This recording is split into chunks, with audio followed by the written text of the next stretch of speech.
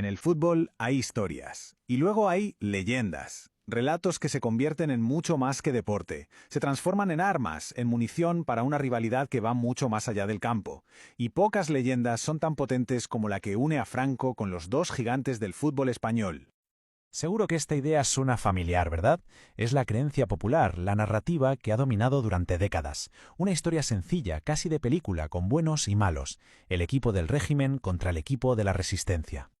Pues bien, lo que vamos a hacer es precisamente eso, rascar un poco la superficie, dejar a un lado el mito y analizar la historia con los datos en la mano. Para poner a prueba esa narrativa, vamos a viajar en el tiempo.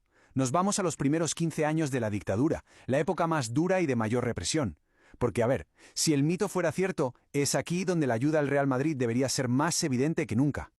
Y aquí llega la primera gran sorpresa. Ojo al dato. En esos 15 años, el Real Madrid ganó 0. 0 ligas. El supuesto equipo del régimen se pasa a la etapa más dura de la dictadura con una sequía liguera total. Esto, de entrada, ya choca de frente con la historia que siempre nos han contado. Y si vemos quiénes ganaban entonces, la cosa se pone aún más interesante, porque los que dominaban no eran para nada el Real Madrid. Fijaos, quienes se llevaron el gato al agua fueron el Barça, con 5 títulos, y también el Atlético de Madrid y el Valencia, que tuvieron su propia época dorada. Es que de hecho, si había un equipo que se podía considerar del régimen en esos primerísimos años, no era el Madrid, era el Atlético Aviación. Pensemos un momento, era literalmente el equipo del Ejército del Aire, su directiva estaba plagada de militares, y mientras el Madrid, pues todo lo contrario, un club destrozado por la guerra, visto con muchísima sospecha por Franco, hasta el punto de que su presidente republicano Rafael Sánchez Guerra acabó encarcelado. Pero la historia, claro, da un giro de 180 grados, y ese giro tiene dos nombres propios que lo van a cambiar absolutamente todo.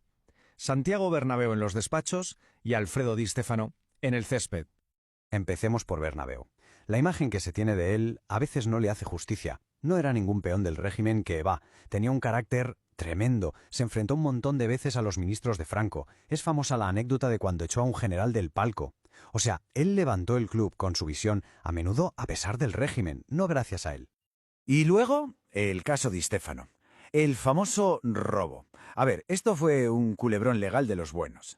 La clave de todo, el origen del problema, fue un error del Barça. Negociaron solo con River Plate, cuando los derechos del jugador, hasta el 54, los tenía otro club, Millonarios, con quien sí habló el Madrid. La FIFA se metió, se montó un lío y al final se decidió que jugara un año en cada equipo. ¿Y qué pasó? Que el Barça, tras unos amistosos flojos del argentino, decidió renunciar y venderle su parte al Madrid. Esta frase del historiador Sid Lowe lo resume a la perfección. No es que el Madrid tuviera éxito por ser el equipo de Franco, fue justo al revés. Se convirtió en el equipo de Franco porque empezó a tener un éxito arrollador en Europa. De repente, esas 5 Copas de Europa seguidas eran oro puro para la propaganda de una España que estaba aisladísima internacionalmente. Vale, ya hemos visto la parte del Madrid, pero para entender el puzzle completo tenemos que mirar la otra cara de la moneda, la historia del Barça durante el franquismo. Y como veremos, es una historia llena de contradicciones.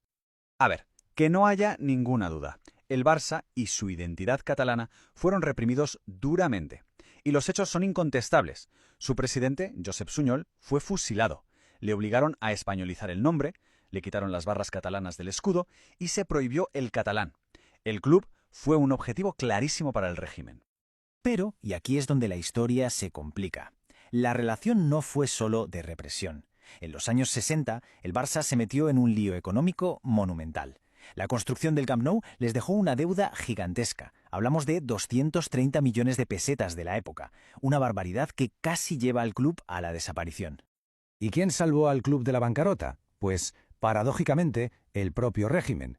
Hubo un decreto del Consejo de Ministros de Franco, en el 65, que recalificó los terrenos del antiguo campo de Les Corts. Esto permitió al Barça venderlos por un dineral y, básicamente, salvarse. Una ayuda directa y crucial del gobierno. Y claro, esta relación tenía sus contrapartidas. Era una cuestión de pragmatismo, de pura supervivencia. Como parte de ese juego, las directivas del Barça de la época le entregaron a Franco varias de sus más altas distinciones. Lo nombraron hasta socio de honor. Son hechos que a menudo se olvidan cuando se cuenta la historia de forma demasiado simple.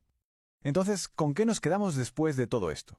Pues que la historia real no es de blanco o negro, para nada. Es una maraña, una red complejísima donde se mezclan la represión, sí, pero también los intereses y el pragmatismo para sobrevivir. Y si miramos el recuento final de títulos durante todo el franquismo, la foto es muy reveladora. El Madrid ganó más ligas, es verdad, sobre todo a partir de Di Stéfano.